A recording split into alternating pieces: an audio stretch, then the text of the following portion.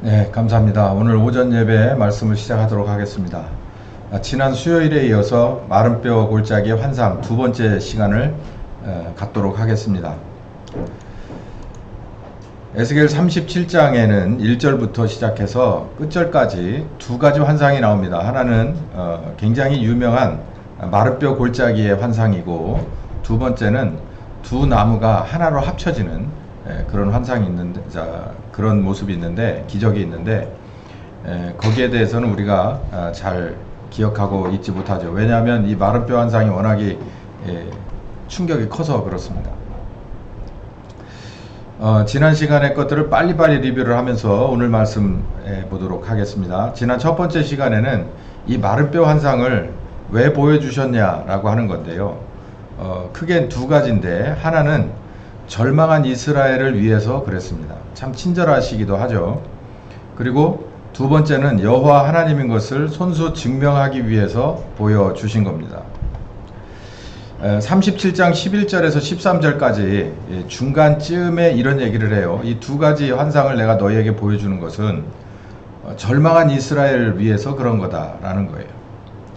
인자야, 이 뼈들이 이스라엘 온 족속이라. 그들이 이르기를 우리의 뼈들이 말랐고 우리의 소망이 없어졌으니 우리는 다 멸절되었다 하느니라.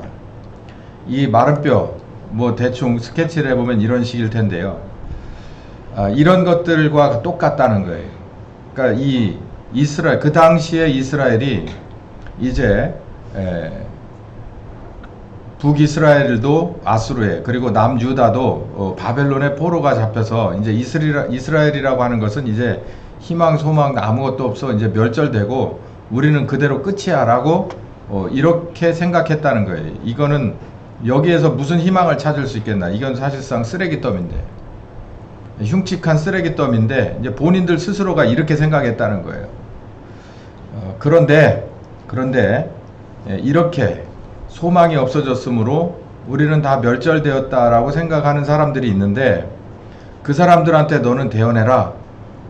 그들에게 이르기를 주 여호와의 말씀에 내 백성아, 내가 너희 무덤을 열고 너희로 거기서 나오게 하고 이스라엘 땅으로 들어가게 할 것이다 라는 거죠.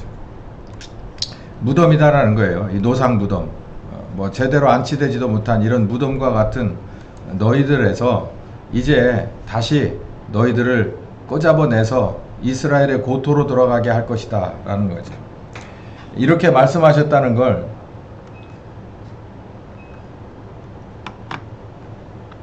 환상으로 보여준 겁니다.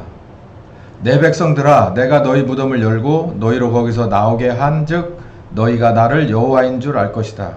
두 가지죠. 절망한 이스라엘을 위해서 보여주신 거고, 그리고 주변에 있는 사람들, 너희들 뿐만 아니라 주변에 있는 국가들 모두에게 이스라엘의 하나님, 바로 여호와 하나님이다 라고 하는 것을 증명하기 위해서 내가 너에게 이런 환상을 보여준다라는 거예요. 지난 시간에도 말씀드렸듯이 이 환상을 볼 때 믿은 사람이 몇 명이나 됐겠냐라는 거죠. 이들이 오죽했으면 우리는 이런 식이다 라고 생각했겠냐는 거예요. 그러니까 자기들이 정말 정확하게 본 거예요. 어쩌다 보니 우리가 이렇게 돼버렸어요. 어쩌다 보니 그 대단한 하나님의 군대가 이렇게 해가지고 피들피들 마르고 하나둘씩 쓰러지더니 결국은 이렇게 주변에 어떤 사람 봐도 그냥 혀를 찰 정도로 이건 완전히 끝났네 라고 생각할 정도라는 거예요. 어찌하다 보니 자기네들이 여기까지 포로가 잡혀있고 북이스라엘은 이미 망해서 자기네들보다 한 200년 전에 망해버렸고,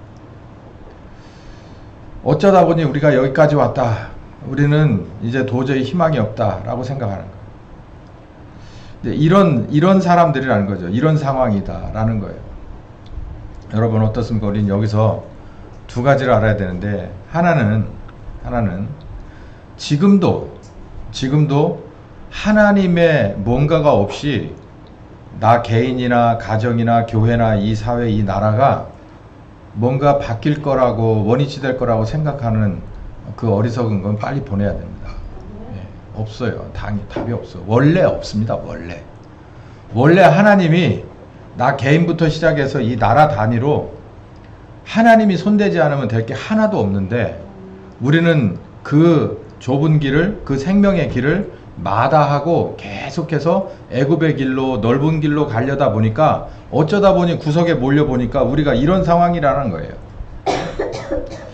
지금도 뭔가 여기서 우리가 뭔가 주머니에서 뭔가를 꺼내서 하면, 우리가 뭔가 머릿속에서 뭘 꺼내고 마음속에 열정을 꺼내서 뭔가를 할 수 있다고 생각하는 착각은 버려야 됩니다. 더 내려갈 데가 어디 있겠어요, 이런 상황에서. 그런데 반대로 있죠. 이런 상황이니까 이제는 완전히 자포자기 해버리는 것도 안 됩니다. 왜냐하면 하나님이 계시기 때문에, 하나님이 니네는 이제 끝이다 라고 해버려야 끝나는 거지, 하나님이 끝났다라고 하기 전에는 끝난 게 아니라는 거예요. 우리나라는, 이 대한민국은 지금까지 망해본 역사가 없지만 우리가 밟고 이고 사는 이 땅은 흥하고 망하고 다시 생겨나고 또 흥하고 망하고 하는 흥망성쇠의 반만년 역사입니다. 이 반만년 역사 가운데 우리는 이시 조선시대를 알 수 있어요. 이 사람들 망했잖아요. 1900년대 초에. 그때 그 어느 누구가 그 기세 등등했던 러일 전쟁에서도 이기고, 정말 이 동북아 이 공영권을 만들고자 하는 그때 대일본 제국이 우리나라를 홀랑 삼켜버렸을 때 이 사람들이 도대체 몇 년 정도 지나서 망할 거냐라고 상상을 했겠습니까? 누가 그러더라고요. 일본 사람들이 항공모함을 만들어서 거기에 제로센 전투기를 실어서 진주만에 폭격을 할 때, 기습 공격을 할 때 전 세계적으로 제로센 전투기보다 좋은 전투기가 없었다는 거예요. 미국 전투기. 그때 우리나라 뭐 했는 줄 아세요? 삼천리 자전거 만들었답니다. 그러니 감히 상상이 됩니까? 저런 나라가, 저렇게 어마어마한 나라가 우리를 확 물어버렸으니 저 이빨의 사이에서 우리는 아마, 근데 한 세대가 가기 전에 끝났어요. 왜 그랬을까요? 저는 하나님이 하셨다고 봅니다. 그렇지 않고선 답이 없어요.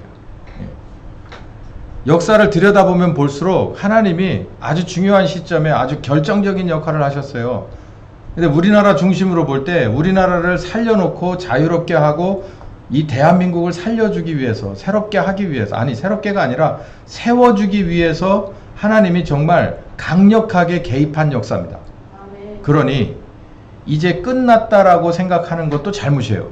왜냐하면 하나님이 이제 너희는 끝이다 라고 하기 전까지 끝난 건 아니기 때문에 그래요. 이 생각은 누구만 할 수 있는 거냐면 교회만 할 수 있는 생각이고 신자만 할 수 있는 생각입니다. 여러분, 우리는 여권 2개 갖고 살아요. 꺼내놔 보세요. 한국 여권하고 또 뭐 있나? 하나님 나라 여권 있잖아요. 그러면 여러분 어떤 게 먼저 중요합니까? 하나님 나라 여권이 중요하죠. 왜요? 그건 유효기간이 없어요. 이 대한민국의 여권은 언제라도 끝날 수 있습니다. 다시 끝날 수 있어요. 근데 뭔 여권이 살아있어요? 하나님 나라 여권이 살아있어요. 우리를 여기서 모두 송두리째 다 데려가 버리는, 이게 마지막 추수거든요. 이제 공중으로 우리를 다 들어 올려버리시고 나서는 모르겠어요. 그 다음에는 이 땅이 어떻게 될지는. 근데 이 땅에 교회가 존속하는 이상 하나님은 절대 포기할 수 없습니다. 하나님이 포기했다라고 하기 전까지는 포기 안 된 거예요. 역사를 보세요. 초대교회에 이스라엘이 원래 있었습니까? 이스라엘 없어진 지 한참 됐어요. 아수르, 그리고 바벨론 지나서 그리스, 로마, 그 뒤로도 한참 동안 이스라엘은 나라가 없었어요. 여권이 없었습니다. 그래도 그 안에 있던 유대인이나 혹은 그 안에 있던 초대교인들은 여권 하나를 아주 확실하게 들고 있었는데, 로마 앞에 가서도 꿈쩍하지 않았고 그 어떤 세력 앞에서도 꿈쩍하지 않았던 여권이 하나 있습니다. 그게 하나님 나라 여권이에요. 하나님 나라는 망하지 않았다는 거예요. 하나님 나라가 망했으면 끝나는 건데 하나님 나라가 망하지 않았기 때문에 희망이 있다는 거예요. 오늘 이 말씀도 그런 거예요. 하나님 나라가 끝나지 않았는데 왜 니네는 끝났다고 생각하느냐? 그것 또한 우습다라는 얘기예요.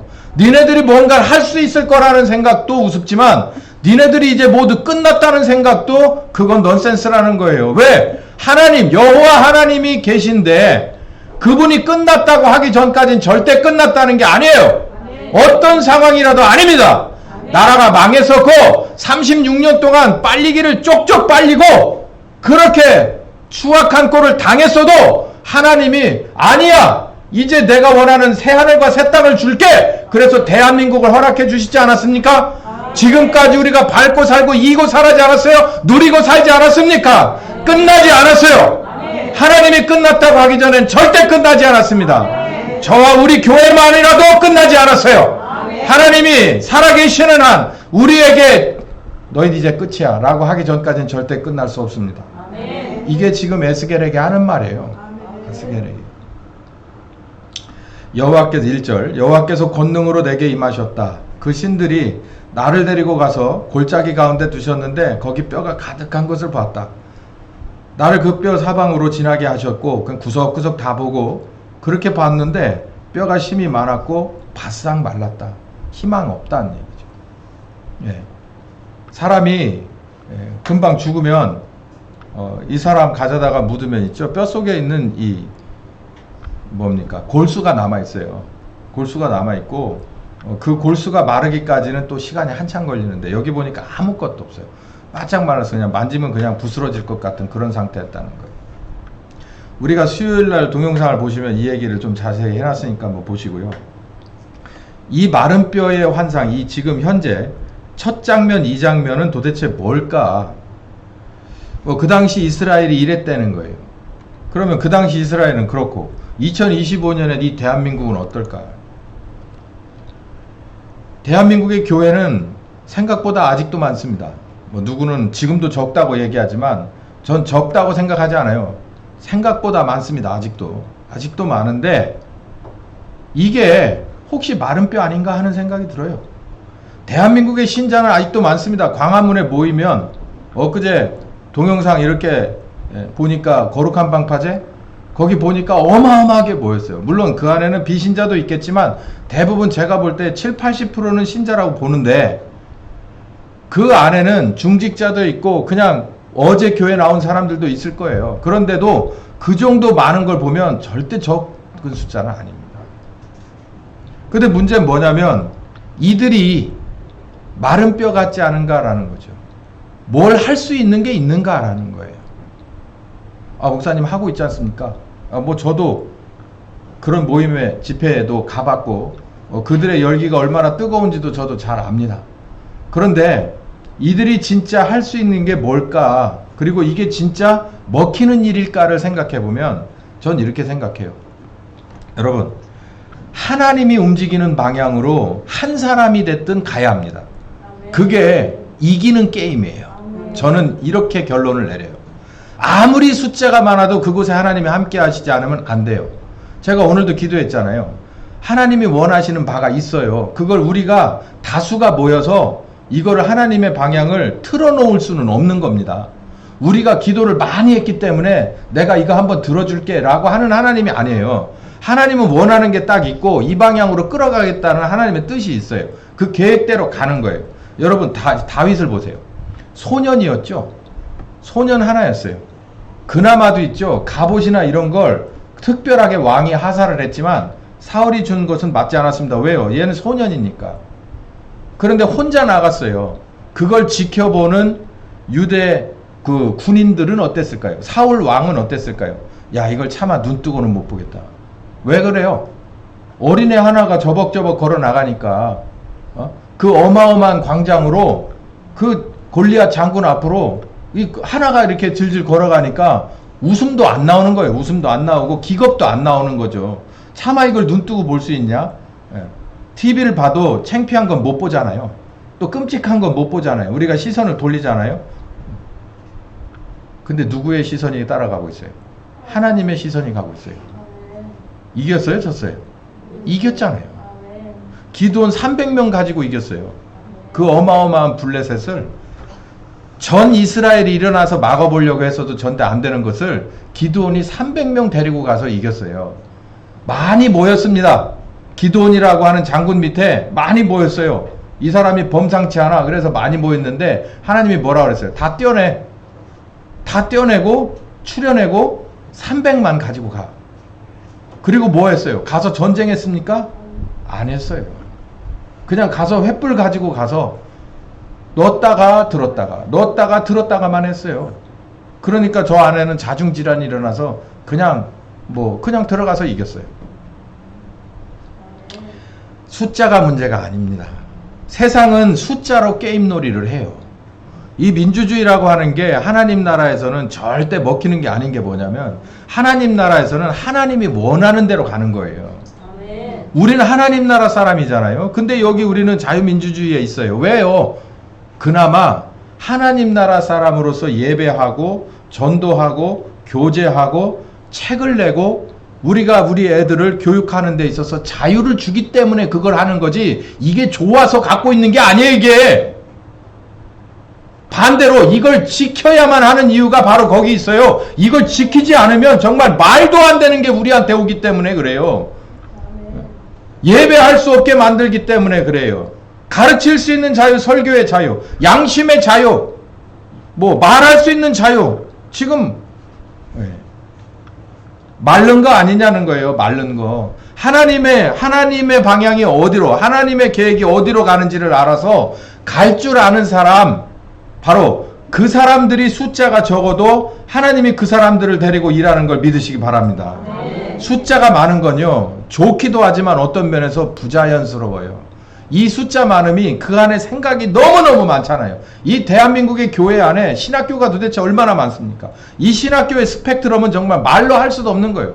진짜 교회인지 아닌지 모를 저 성공회부터 시작해서 진짜 저 아닌 것도 아닌 것 같은 이단까지 정말 어마어마한 스펙트럼이 종교의 자유라고 하는 바로 이 헌법 아래서 기생하고 있어요. 다 같이 기독교라 말할 수 있습니까? 개신교라 말할 수 있습니까? 저는 하나님께서는 이 안에서도 양과 염소를 가를 거라고 저는 봐요. 이 혼란 속에서. 이 총체적으로 마른 뼈는 한국의 교회입니다. 할 수 있는 게 없어요. 숫자만 많지. 재구실을 할 수 있을까? 하나님이 물었어요. 그가 내게 이르시되 인자야 이 뼈들이 제 기능을 할 수 있겠느냐? 못합니다. 이렇게 말해요. 내가 대답하되 주 여호와께서 하시겠지요. 제 생각에는 절대 안 될 것 같습니다. 될 것 같아요, 이거? 이게 뭘 할 수 있을 것 같아요?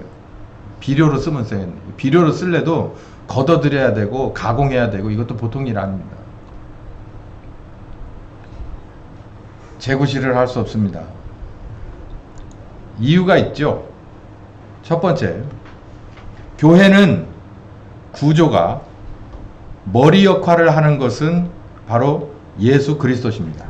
성령님이죠. 영으로 오신 성령님이 교회 머리 역할을 하시고 우리가 그 지체거든요. 근데 문제는 영이신 하나님이, 성령 하나님이 교회의 성도의 머리 역할을 못한다면 이 몸은 아무런 힘이 없어요. 인물이 있고 식물이 있고 동물이 있고 인물이 있고 영물이 있어요. 그러면 영물은 인물을 지배합니다. 이겨먹을 수가 없어요. 우리 흔히 그러잖아요. 귀신같이 하네. 나는 꼭꼭 감춰뒀는데 딱 그걸 찝어내는 거예요. 그럴 때 우리가 그러잖아요. 저 귀신같이 하네. 그러니까 귀신은 다 들여다보고 있다는 거 아니에요. 그 말이 맞아요. 그러기 때문에 못 이겨요. 못 이겨. 어떻게 성령님 걸어가신 영이 우리와 함께 하시지, 인물에게 교회에 함께 하시지 않는 이건 진짜 어디다 내놓으면 아무것도 아닌 거예요. 그렇기 때문에 제가 이 마른 뼈가 됐다라고 하는 것은 이 뭔가 머리가 연결되어 있지 못한 거라서 생명력이 없어지고 그냥 말라버린 거라고 볼 때, 사람들의 모임은 아무리 규모가 커도 영물을 대적할 수가 없어요. 우리나라의 큰 교회 아직도 많습니다. 생각보다 많아요. 교인이 줄었다고 해도 오히려 큰 교회들은 더 늘었어요. 그러니까 작은 교회에서 그쪽으로 계속해서 이동해서 가는 거예요, 지금. 아마 그건 더 심해질 텐데, 그것도 한동안은 그렇게 가겠지만, 거기서도 뭐가 없을 때, 뭔가 내가 원하는 게 거기서 나오지 못할 때, 그러면은 이제 거기서 이제 교인들은 이제 산산조각 나겠죠.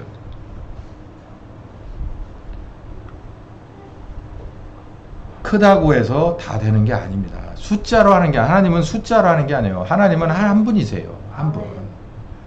사람은 숫자로 뭔가를 할 수 있을 거라 생각하는데 그 자체가 성령의 사람이 아니고 진정한 교회가 아니에요. 교회는 숫자가 아닙니다. 이길 수 없어요. 교회는 머리 되신 분과 함께 할 때, 붙어 있을 때 힘을 발휘해요. 에베소 1장 끝절에 나오죠. 이 세상의 진정한 빛과 소금으로서 정말 복의 근원과 열쇠가 될 수 있는 방법은 교회 머리 되신 성령님과 밀접하게 붙어 있을 때예요. 그게 성경에서는 초대교회입니다. 초대교회는 성령께서 각 개개인에게 임하여서 있었던 게 120명이에요. 그 사람들이 못하는 것은 아무것도 없었어요. 그 사람들은 죽음도 상관없었기 때문에 죽음이 못 이기는데 그거 뭐 되겠어요? 결국은 전 구라파를 다 복음화 시켰죠. 가망이 없는데 너희가 살 것이다 라고 얘기해요. 너희가 살 것인데 이제 어떻게 살리겠느냐 라고 하니까 여기 있는 마른 뼈들을 가져다가 이제 힘줄을 돋게 하고 살을 입히고 가죽을 덮여서 그리고 그 안에다가는 생기를 불어 넣어줘서 하나님의 군대로 만들겠다는 거예요. 이거는 내용을 다 알기 때문에 제가 자세하게 하지는 않겠습니다. 이에 내가 명을 조차 대언하니 대언할 때마다 소리가 나고 움직이더니 이 뼈 저 뼈가 들어맞아서 뼈들이 서로 연락하더라. 이게 연결해서 찾아가서 붙더라는 거예요. 손가락은 손가락에 와서 붙고 이 팔은 이 어깨에 가서 딱 붙고 지가 알아서 딱딱딱딱 맞아지더라 라는 얘기예요. 그럼 모았을 때 이에 내가 하나님의 명을 좇아서 대언했으니, 대언한다는 건 대신 말한다는 거죠. 이 뼈들아 니들이 알아서 붙어야 될 때 가서 붙어라 이렇게 말했을 거예요. 그러니까 어떻게 됐다고요? 슬슬 움직이더니 이 뼈 저 뼈가, 우리 주일학교 때 이런 동영상 본 것 같고 저희 때는 이렇게 융판 설교를 했거든요.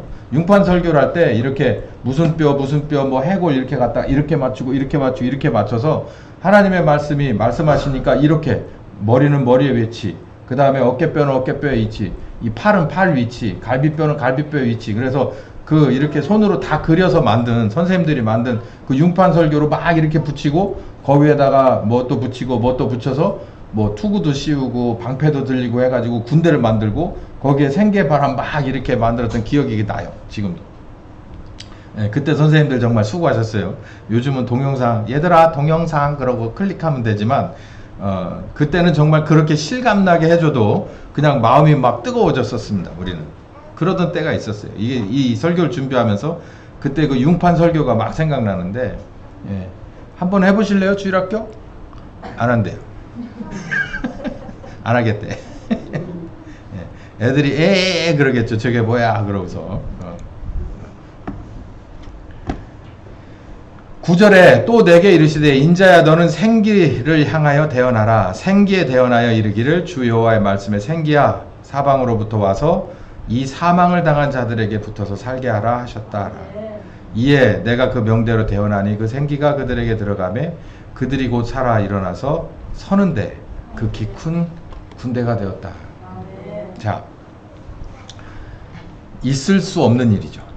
공동묘지, 오픈 공동묘지, 그냥 열려버린 공동묘지 아무거나 다 집어 던지면 되는, 거기에 이 사람 저 사람 뼈가 다 섞였는데 이게 원위치로 돌아와서 하나씩 마저 들어간다라는 것 자체가 기적입니다. 네? 시체가 전쟁이라 이렇게 많이 쌓아놨어요.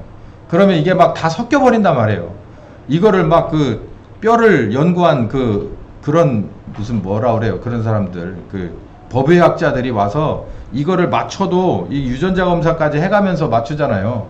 6.25 때 전사한 사람들 저기서 이렇게 파다가 맞출 때 보면 정말 애를 많이 쓰고 정말 최첨단 유전자 검사까지 하고 뭔가 결론이 나잖아요. 이렇게 해서 이쪽으로 모으고 저쪽으로 모으는데 여기 보니까 정말 쉬운 방법이 있어요. 하나님이 말씀을 하는 거예요. 야, 뼈들아, 알아서 네 거 네가 맞춰줘라. 그러니까 가서 쭉 맞춰지는 거예요. 이게 정말 우리로서는 이해하기 어려운 거예요. 정말 받아들이기 어려운 거예요. 뿐만 아니라 이 뼈들만 있으면 뭐해? 여기에 이제 힘줄이 붙어서 뼈가 뼈대로 이렇게 움직일 만한 피노키오, 목각 피노키오를 만드는 거예요, 지금. 목각 인형을 만들어서 여기다 이렇게 끈을 다는 것처럼 이렇게 쭉 힘줄이 붙는다는 거예요. 우리 인대라고 그러죠. 인대가 쭉 붙죠. 인대가 붙으면 뭐예요? 아직 해골인데. 그래서 여기 살이 오르고 그리고 피부가 덮여서 이제 시체인데 죽은 뒤 얼마 안 된 시체, 부패하기 전에 시체가 돼버렸어요. 그것만 가지고 할 수 있는 게 뭐가 있습니까? 아무것도 없으니까 이제 살려야 될 거 아니에요. 살려야. 그래서 두 번째로 다시 한번 대언을 합니다. 생기야, 불어서 저들에게 들어가서 살아나게 하라. 그러고 소리를 지르니까 생기의 바람이 쓱 하고 들어갔다는 거예요. 제가 두 가지로 말씀을 드릴게요. 두 가지로. 사회 현상적으로 말씀드리고, 그리고 오후에 가서는 이게 하나님의 바람에 관해서 제가 말씀을 드릴 거예요. 이게 굉장히 중요한 부분입니다. 근데 10분밖에 안 남았네요. 이건 뭐 오래 걸릴 얘기 아니에요. 이거는 이벤트가 필요합니다. 어떤 사건이 필요해요. 계기가 필요하다고. 뼈라고 하는 것들이 알아서 지가 붙어야 될, 원래는 붙어 있었어요.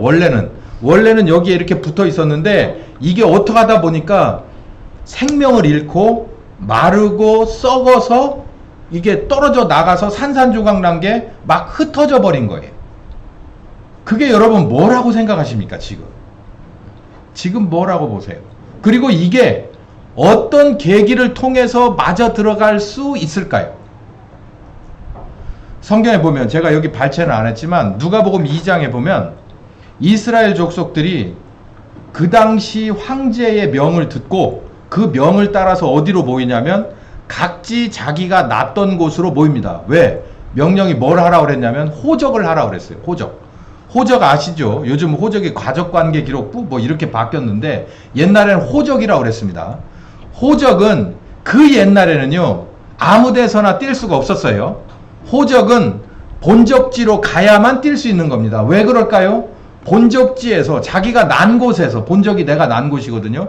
내 부모님이 난 곳, 그 난 곳에서만 호적 원본을 가지고 있기 때문에 제가 호적을 띄려면 저는 부여로 가야만 했어요. 양화로 가야만 했다고. 우리 아버지 호적이 거기 있으니까.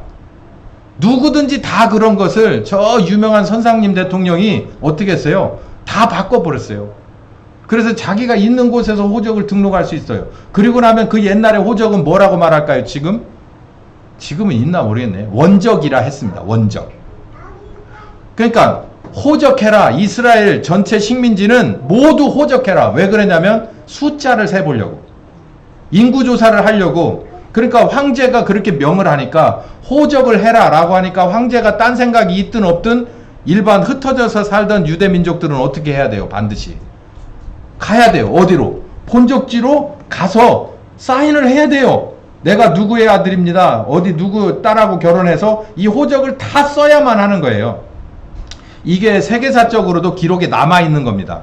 그래서 예수님의 이 나심이 언제쯤일 거다라고 하는 역사적인 근거가 이렇게 크로스책이 되거든요. 그래서 황제의 명에 의해서 호적해라. 그러니까 각지에 흩어져 있던 것들이 어떻게 했어요? 전부 모여가지고 원래 원 뿌리로, 이 혈 쪽으로 쭉 줄 서서 헤쳐 모여가 된 거예요. 그러니까 뭔가 계기가 있으면, 강력한 명령과 이벤트가 딱 있으면 모이게끔 돼 있는 거예요. 여러분, 저는 이거를 소수자법이라고 생각합니다. 교회가 지금은요 막 흩어져 있어요. 너도 이 생각하고 나도 이 생각하고 다 흩어져 있어요. 지금 이 안에서 헤쳐모여 라고 하는 건 바로 어떤 거 하나 이벤트가 필요한데요, 성소수자법일 거예요. 이걸 겁니다. 소위 말해서 그걸 뭐라 그래요? 무슨 법? 차별금지법? 포괄적 차별금지법? 아마 이걸 가지고 만지작거리는 걸로 알고 있는데, 이걸 가지고 만약에 진짜 입법을 하려고 하고 입법이 되잖아요? 그러면 교회는 헤쳐모입니다. 헤쳐모일 수밖에 없어요.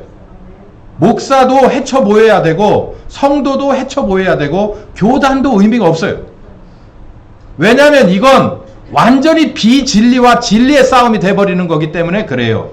지금까지는 아직도 수면 아래 있기 때문에 그렇지만, 물론 이미 우리 같은 사람들은 이게 이런 상황으로 갈 거다라는 걸 예견을 하고 이러면 안 된다고 얘기했지만, 지금 그럴 날이 오겠어 라고 생각하던 목회자들이나 신학자들이나 이런 사람들도 이제는 적극 찬성할 거냐 아니면 적극 반대할 거냐라고 나뉠 수밖에는 없을 겁니다.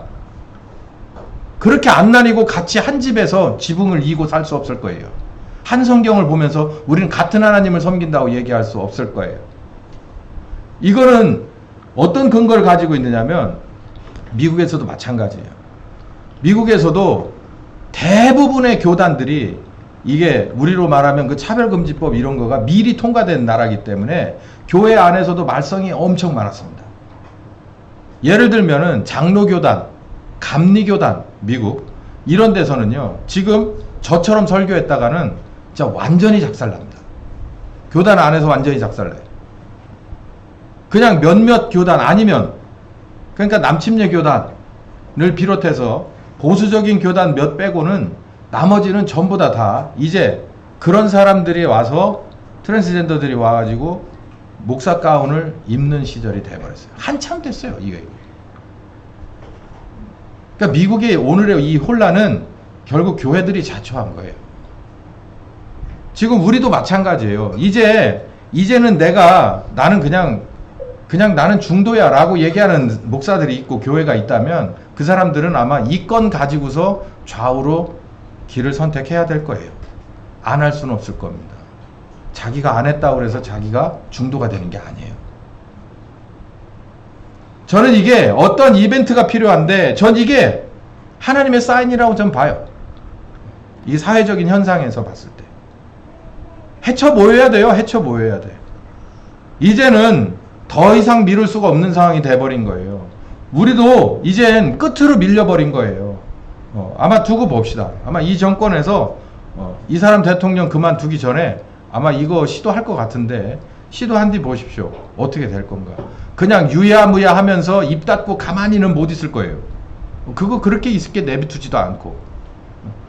그리고 지금 말을 못하고 있지만 혹은 안 하고 미루고 있지만 그런 사람들도 이제 아마 적극적으로 교회 안에서 평신도는 평신도대로 중직자는 중직자대로 목사들은 목사대로 이 문제에 대해서 정확하게 선을 그어야 돼요. 정말 안타까운 건 뭐냐면 여기까지 올 필요가 없었잖아요. 우리가. 네? 여기까지 올 필요가 없었잖아요. 이렇게 되면 안 된다고 얘기한 사람들을 바보 취급하지 말고 50%만 믿었어도 이렇게 되진 않았을 거잖아요. 우리끼리 얘기해봐야 아무 소용없지만 결국은 정말 너무 안타까운 건 뭐냐면 이렇게 될 필요가 없는 거예요. 성경을 보면 이스라엘도 이렇게 될 필요가 없었어요. 이렇게 될 필요가 없는데도 거기까지 가요. 그런데도 하나님은 당신의 이름 때문에 그런다고 핑계를 대고 이스라엘을 또 살려보겠다는 거예요. 이게 참 사람 참 머리를 들 수 없게끔 하는 거예요. 마른 뼈들에 대해서 명령을 하고 대언을 하니 이게 이들이 자기 자리를 찾아가더라는 거예요. 저는 이게 아마 사회적인 현상으로 봤을 때는 이런 거라고 생각해요. 힘줄도 오르고 살도 오르고 가죽이 덮이는 것은 바로 이런 것을 말하는 겁니다. 지금까지는 예를 들면 장로교단이나 침례교단이나 감리교단이나 이런 사람들은 서로 이렇게 좋은 낯으로 서로 이렇게 담을 가지고 있었어요. 근데 아마 이게 앞으로는 아까 말씀드린 대로 이제 이 포괄적인 이거 멋이게 하고 나면 이제는 서로 벽이 없어질 거라고 저는 생각해요. 왜냐하면 교단 얘기할 상황이 아니에요 지금. 그래서 서로 연결될 거라고 저는 생각해요. 이 안에서 교회 안에서 진짜 뼈들이 본체로 맞아들어지고 그리고 이들이 힘줄이 생겨서 서로 연결돼서 나중에는 교단과 상관없이 교회와 상관없이 이렇게 한 계기로 말미암아서 연결된 연합체가 저는 있어질 거라고 저는 봅니다. 이게 사회적인 현상이 아마 그렇게 될 거라고 저는 봐요. 그렇게까지 안 되기를 바라요. 그렇게까지 안 되길 바라요. 정말 그렇게까지 막장으로 발을 딛지 말고 거기까지 내려가지 말고 교회들이 진짜 맨날 우리가 하는 슬로건대로 돌아갑시다. 초대교회로 돌아갑시다. 성경으로 돌아갑시다. 첫 은혜 때로 돌아갑시다. 우리가 맨날 이 세 가지 슬로건 가지고 우리는 교회에서 부흥 해보겠다고 하는 거 아닙니까? 거기까지 가기 전에 교회가 진정한 부흥이 있었으면 좋겠어요. 원래 초대교회의 신앙으로, 그리고 첫 번째 내가 은혜 받았던 신앙으로, 그리고 내가 처음 읽었던 하나님의 말씀 안으로, 성경 안으로 돌아갔으면 좋겠어요. 그 이상도 그 이하도 없었으면 좋겠지만 정말 이대로 흘러가면 바로 저 막다른 골목이 눈앞에 보이는 거예요. 자, 오늘 설교를 정리를 해보겠습니다. 하나님은 다니엘에게 이렇게 성령님이 드론에다 태운 것처럼 어느 골짜기에 이렇게 환상을 보여줬어요. 다니엘은 환상을 여러 가지를 봤는데, 다니엘은 첫 번째는 하나님이 보여주신 하나님 각도에서의 예루살렘 성전을 봤고, 두 번째는 어느 골짜기를 이렇게 봤어요. 첫 번째 성전을 봤을 때는 야, 이스라엘은 망해야 된다. 진짜 이건 공의로 망해야 된다. 정직하게 말해서 이거는 하루도 더 연명할 수 없는 패역한 나라야, 하나님 앞에. 이렇게 결정이 났고, 그리고 이렇게 다시 한번 골짜기를 봐서 이 마른 뼈가 가득한 골짜기를 환상으로 보여주셨는데, 그 안에서 살아날 희망이라고는 아무것도 없는 절망과 낙담, 완전 이제 끝장을 봤는데 거기서 살아나는 것을 보는 거예요. 하나님께서 명하셨더니, 하나님께서 말씀하셨더니, 그 말씀 듣고 내가 대언했더니, 내가 또 대언했더니 신기한 일들이 벌어지더라는 거예요. 제가 오후에는 이런 얘기를 할 거예요. 사회적인 현상에 대해서는 여러분 그냥 일단 두면 그대로 갑니다. 그러니까 이거에 대해서 포커스를 맞춰가지고 이걸 뭐 서론본론 결론으로 해법을 찾고 답이 없어요. 답이 없는데 뭐에 주목해야 되느냐면, 우리가 진짜 주목해야 될 부분은 하나님의 바람이에요. 바람. 이게 생기의 바람이기도 하고 명령, 말씀의 바람이기도 한 거예요. 하나님의 입에서 뭐가 떨어져야 되냐면 오더가 떨어져야 돼요. 말씀이 떨어져야 돼요. 하나님의 입에서 뭐가 떨어져야 되냐면 하나님의 바람이 일어나야 되는 거예요. 그게 하나님의 입에서 나오는 거예요. 그게 없이는 우리 코에 생기가 들어간 것도 하나님의 입에서 나온 거예요. 우리가 말씀을 들어서 마음이 뜨거워지고 눈물이 흐르고 우리가 행동이 바뀌는 것은 하나님의 말씀과 하나님의 영이, 그 생기가 우리에게 들어왔기 때문이에요. 중요한 것은 이 시대가 어떻게 가든 상관없어요. 하나님의 입에서 나오는 명령입니다. 말씀이 나와야 되고 생기가 나와야 되는 거예요. 한 가지만 하세요. 누구에게서만 나온다고요? 하나님에게서만 나온다는 거예요. 이번 주에도 제가 제 아들하고 이게 영상통화를 하는데, 제 아들은 손주가 없잖아요. 결혼 안 했으니까. 개들 2마리를 막 송아지만한 거 2마리를 앞에다가 이렇게 놔줍니다. 제가 워낙에 개를 좋아하니까.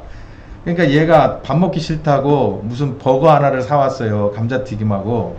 그래서 감자튀김을 이렇게 손에 딱 들으니까 이 새끼가 와가지고 그 이따만한 콧구멍 2개를 어디다 대냐면 이렇게 휴대폰에다 이렇게 하고 감자튀김 여기다 대니까 이 휴대폰 화면으로 전체가 다 먹어 보여요.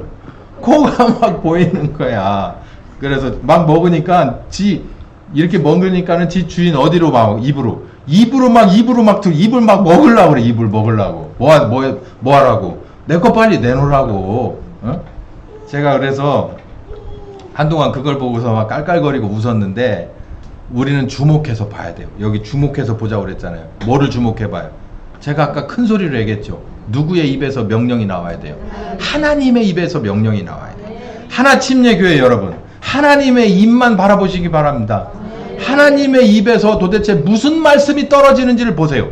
그 말씀이 떨어져야 그때부터 시작되는 거예요. 그 말씀이 떨어지기를 기다려야 돼요. 그 입에서 뭐가 나오는지를 기다려야 돼요. 거기서 나오는 말씀이 있어야 상황이 벌어지기 시작하는 거예요. 죽은 것 같았던 것들이 연결되는 일이 벌어지는 거예요. 제가 아무리 가서 당신 이러면 안 됩니다. 목사가 이러면 안 됩니다. 성도가 이러면 안 됩니다. 신학자가 이렇게 가르치면 안 됩니다. 얘기하면 뭐가 돌아올까요? 너나 잘하세요. 그러니까 그 모양이지. 이런 얘기만 돌아올 겁니다. 근데 하나님의 입에서 명령이 나왔을 때 에스겔이 하나님의 명령을 듣고 입으로 대언했더니, 뼈들아 맞춰져라 라고 대언했더니 어떻게 했다는 거예요? 슬금슬금 지들이 알아가서 맞았다는 거예요. 하나님의 입에서 나왔냐가 중요한 거예요. 하나님의 입에서 나왔냐가 중요한 거예요. 그분의 명령이냐가 중요한 거예요. 명령을 하겠다고 하셨지 않습니까? 믿음이 필요한 거예요. 믿음이 답입니다.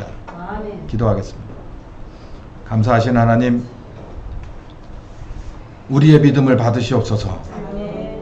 기다리겠습니다. 주님, 주님의 입에서 나오는 말씀을 기다리겠습니다. 주님의 입에서 나오는 귀한 생기의 바람을 기다리겠습니다. 지금은 우리 주 예수 그리스도의 은혜와 아버지 하나님 극진하신 사랑하심과 성령님의 교통하시는 역사가 이 말씀 듣고 주님의 입만 주목하기로 작정하며 믿음의 사람 되기로 작정하는 한 심령과 가정과 교회 위에 함께 하시길 예수님의 이름으로 축원하옵나이다. 아멘.